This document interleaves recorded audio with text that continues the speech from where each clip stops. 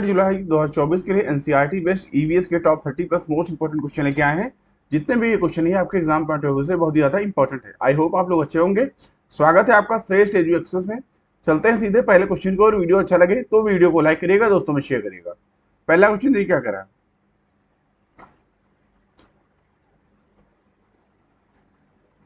खेल जो हम खेलते हैं प्रकरण के शिक्षण में शिक्षार्थियों की अधिकतम भागीदारिता के लिए निम्न में से कौन सी शिक्षण युक्ति अधिक प्रभावी होगी। इस क्वेश्चन के लिए आपका डी ऑप्शन राइट होगा। शिक्षार्थियों को खेल के मैदान में ले जाना और उन्हें अलग अलग खेल खिलाना।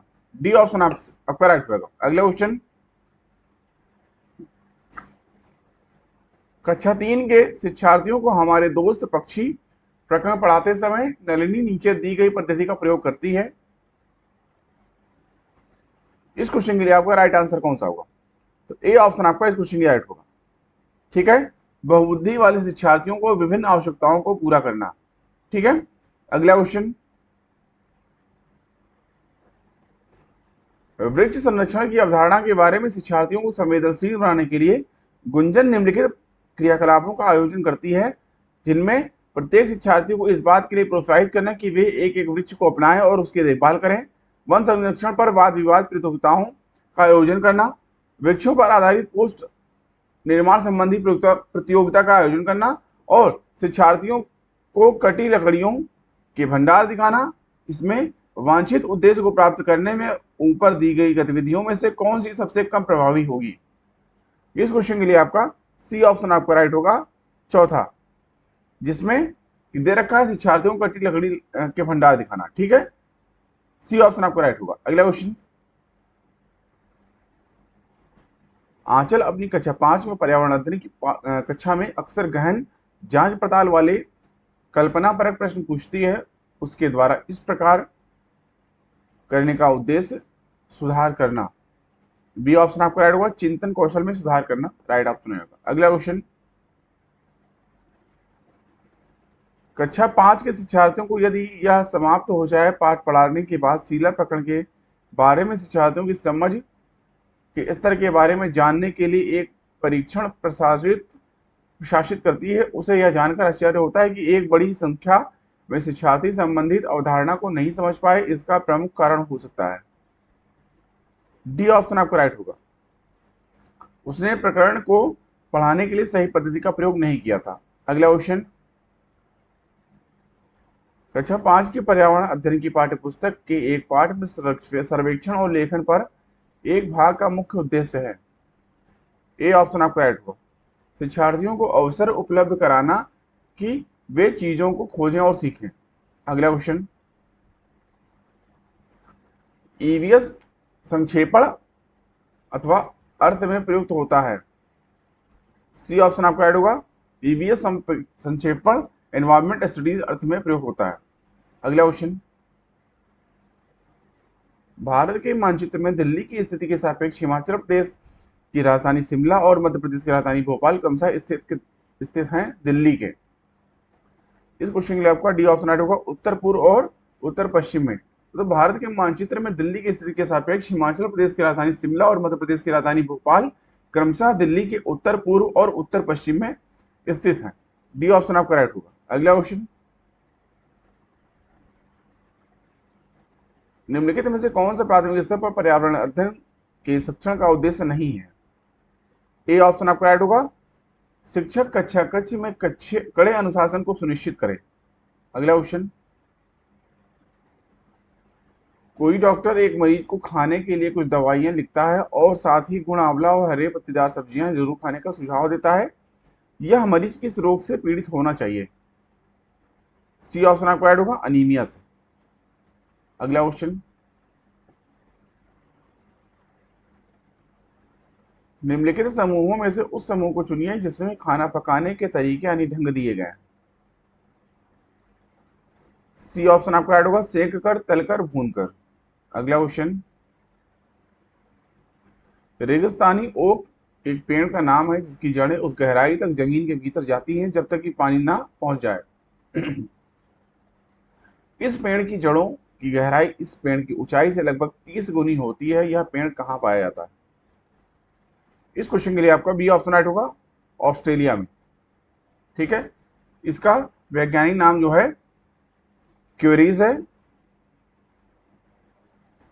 वैज्ञानिक नाम इसका जो है क्वेरीज है, और इसे रेगिस्तानी ओक कहते हैं। ठीक है,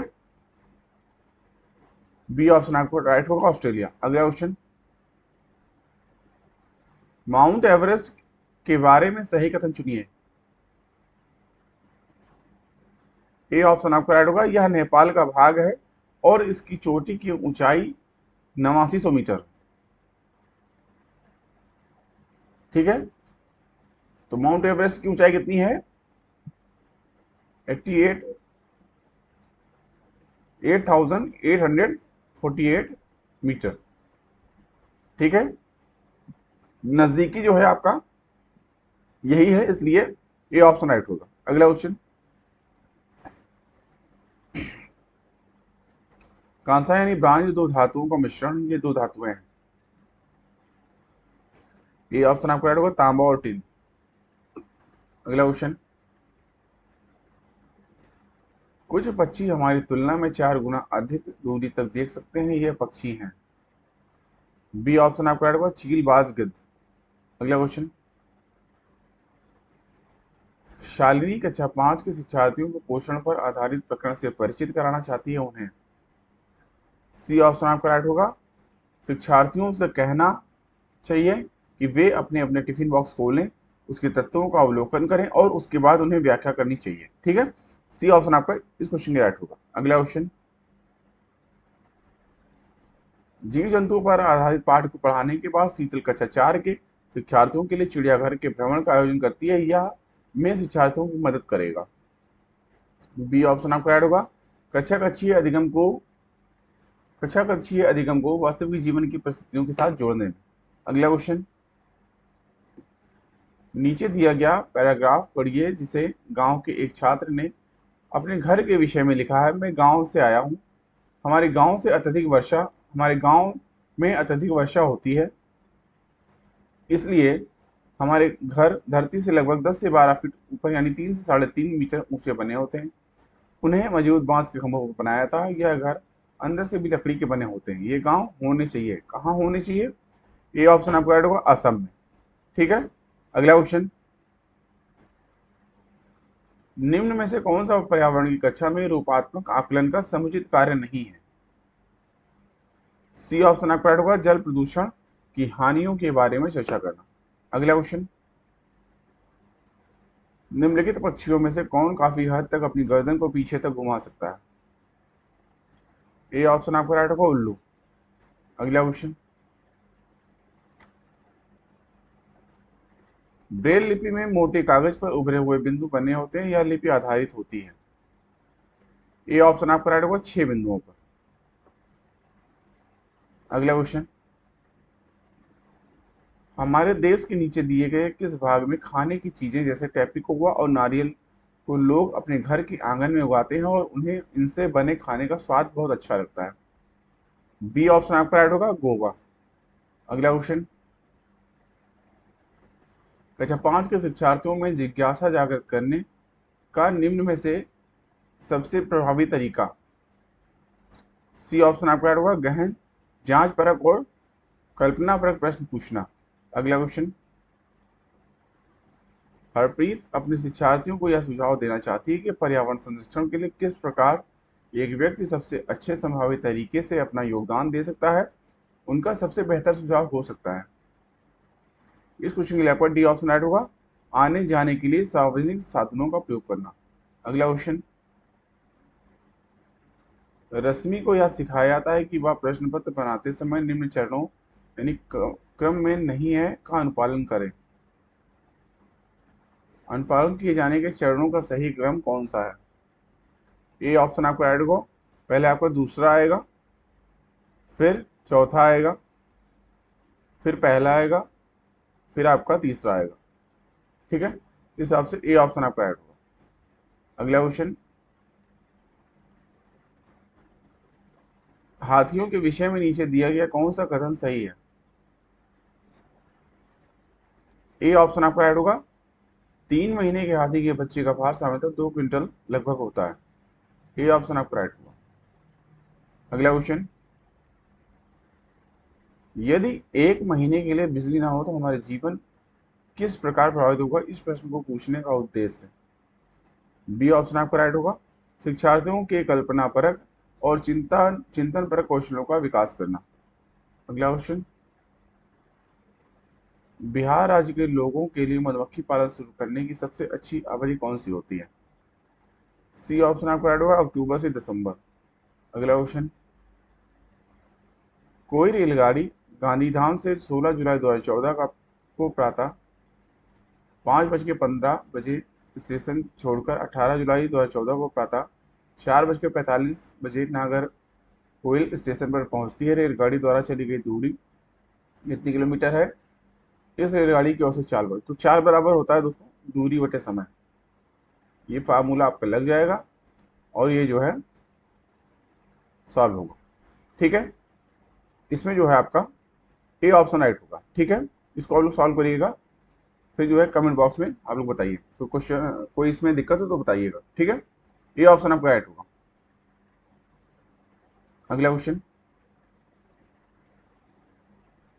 खिजड़ी वृक्ष के बारे में सही कथन को चुनिए।